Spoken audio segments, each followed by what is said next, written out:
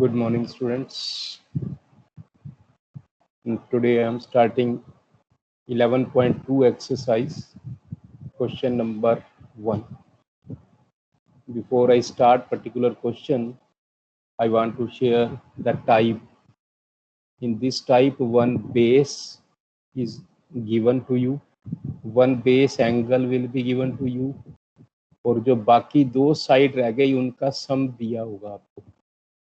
Question की type क्या है, मैं रिपीट कर रहा हूँ. किसी भी ट्रायंगल में एक साइड दी होगी जिसको मैं बेस का नाम दे रहा हूँ. बेस इसलिए कह रहा हूँ क्योंकि आप नीचे पहले इसी को ड्रा करोगे.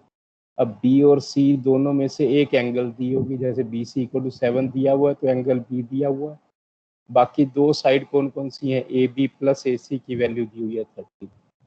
तो ऐसे सभी क्वेश्चंस में जब भी आपको बेस एंगल और बाकी दो साइड्स के सम दिया होगा, आपके पास एक ही रूट होगा. पहला काम, आप साइड जो बेस है नीचे ले लोगे, बी सी 7 सेंटीमीटर ले लिया आपने. अब बी पॉइंट एंड पॉइंट पर एंगल 75 डिग्री का बनाना है. 75 का बनाने के लिए पहले 60, 120, 60 प्लस 120, 180 का हाफ करेंगे 90. तो ये हमेशा मीन दोनों का निकलता है. ये 90 डिग्री बन गया, ये 90 डिग्री बन गया. 90 पॉइंट और 60, इसको भी ऐसे करके देख सकते हो, मिडवे बिटवीन 60 एंड 90. अब मैं दूसरे ढंग से बता रहा हूँ, 60 प्लस 90 150/2, इनका मिडल वे में 75 वैल्यू मिल गई आपको. तो आपने 75 डिग्री का एंगल बन गया ये. अब 75, 15 का मल्टीपल कोई भी एंगल है तो कंपास से बनाना जरूरी है. तो 75 डिग्री का एंगल बनाया आपने. बी पर कंपास रख के सम के बराबर कंपास खोलकर 13 सेंटीमीटर के बराबर यहाँ आर्क लगा देनी है. ये पॉइंट पी आ जाएगा.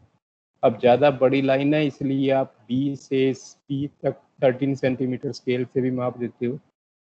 तो पी पॉइंट मिल गया आपको. पी को सी से ज्वाइन कर दो. देखो मैंने अलग से डॉटेड शो किया है, आदत होनी चाहिए आपकी. एक को डार्क दूसरे को डॉटेड बनाएंगे. अब केवल इस स्टेप में मिस्टेक कर जाते हैं स्टूडेंट्स, वो ये भूल जाते हैं कि कौन से पीसी का परपेंडिकुलर बाइसेक्टर लेना है या पीबी का. ध्यान दो, बीपी तो आपको दिया हुआ है, जो दिया हुआ साइड है, जो सम दिया हुआ है उसका परपेंडिकुलर बाइसेक्टर कभी नहीं लेते. जो दूसरी थर्ड लाइन आई पीसी, इसका परपेंडिकुलर बाइसेक्टर लेना है. परपेंडिकुलर बाइसेक्टर लेने की प्रैक्टिस मैंने पहले से ही कराई हुई है. कॉन्सेप्ट में मैंने बना के दिखाया आपको. हाफ से ज़्यादा कंपास खोलकर ये आर्क लगाना, फिर सी को सेंटर मानकर इसको रिवर्ट कर देना, जहां आपस में कटेंगे उनको ज्वाइन कर देना. तो ये परपेंडिकुलर बाइसेक्टर आ गया. ये परपेंडिकुलर बाइसेक्टर की खासियत होती है कि इस पे लाई करने वाला हर एक पॉइंट पी और सी से इक्वी डिस्टेंट होगा. यानी जो पी ए है वो ए सी के इक्वल होगा. बेशक माप के देखा हमने 7.5 7.5 आ रहा है. तो आपको साइड मिल गई 7.5. ये बाकी की पोर्शन ये रह गया. जब इन दोनों को जोड़ोगे नेचुरली 13 ही आएगा. तो सम ऑफ टू साइड वेरीफाई भी हो गया. तो हमें ट्रायंगल मिल गई ए बी सी. तो स्टेप्स ऑफ कंस्ट्रक्शन जो मैंने बनाया उसको लिख दिया. बीसी को आपने 7 सेंटीमीटर ड्रा कर लिया. पीबीसी को 75 डिग्री का एंगल बनाया. पीबी 13 सेंटीमीटर मार्क कर दिया.